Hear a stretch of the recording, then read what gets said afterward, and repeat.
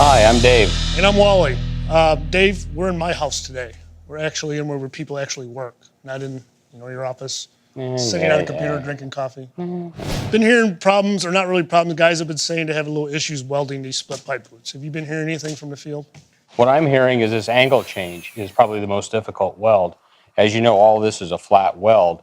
Once you get the angle change done, it's easy peasy. Yeah, that's kind of what I've been hearing too. That is a difficult weld. So we're going to kind of show you today how to weld this. There is, as Dave said, that angle change can be challenging.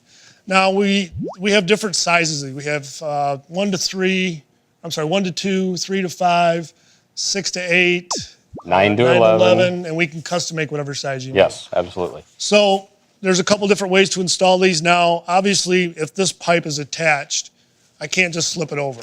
So this is how the split pipe boots come. If this pipe were out and went into a wall or what have you, all you have to do is break this seal and I can wrap it around the pipe.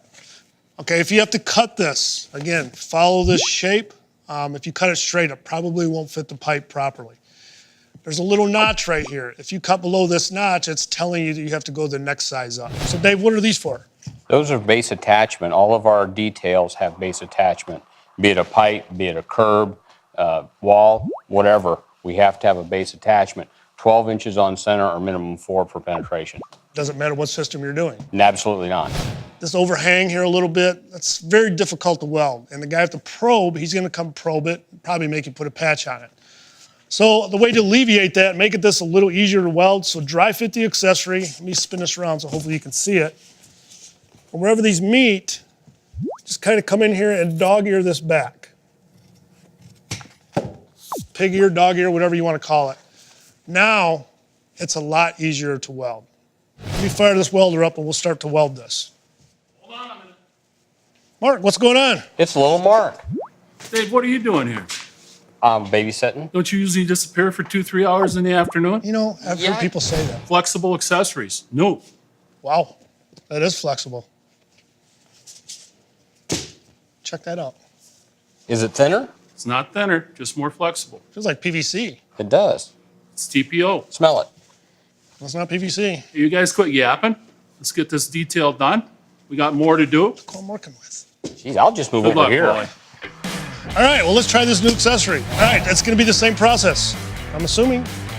Dry fit it. Okay, I've got it kind of where I want it.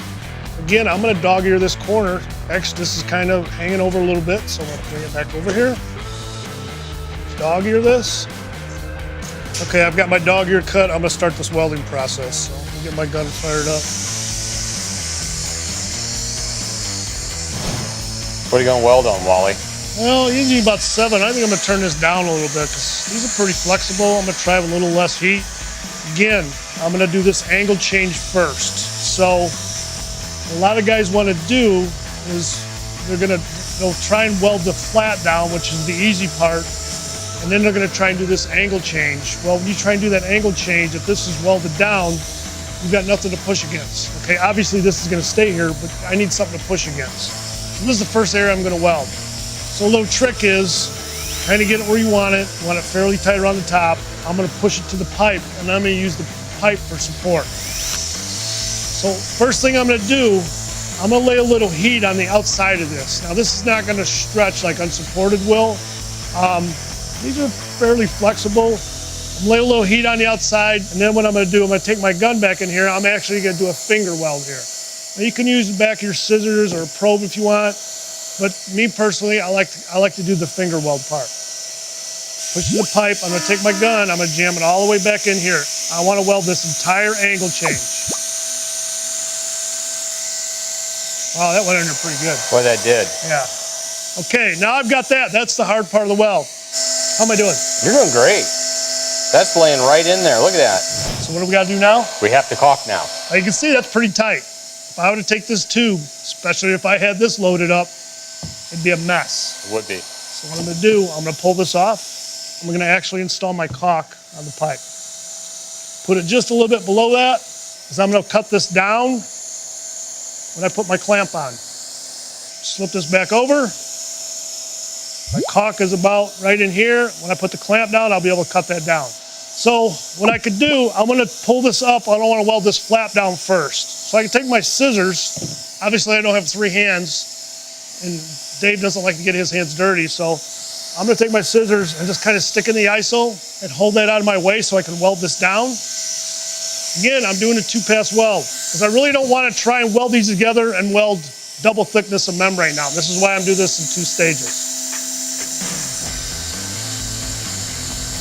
Okay, once I've got that done, I can put my scissors out of the way. I can come, now I've got a T-joint area here I want to pay special attention to.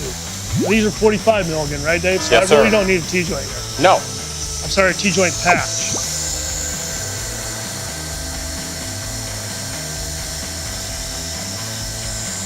All right, now it's just a matter of welding the flat. What I like to do, this is me personally, I break mine into 4 sections. So again, when you weld something, I think I mentioned this earlier in other videos, leave yourself an out. So I've got that welded there, but I'm gonna leave this flap open, and I'll show you why right here. So as I'm welding this,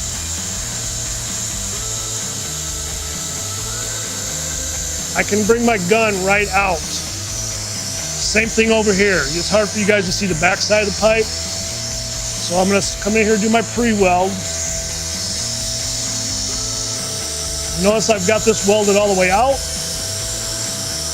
I'm gonna stop right there. Pull back, get to the good weld. Always a good habit to get into. Come in here, I'm gonna weld this out. Notice I'm keeping my roller flat. Let's see, I can take my gun. I can come right out the edge of that flashing. Wow. And it's the same thing I'm gonna do back here. Better get this done because Mark's gonna come back out Yeah, I here and yell know. at us. He's going to yell at you.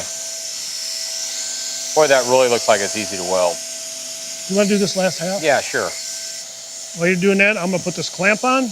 Okay. I'm probably gonna have to go get a knife to cut this down. Square it up a little bit.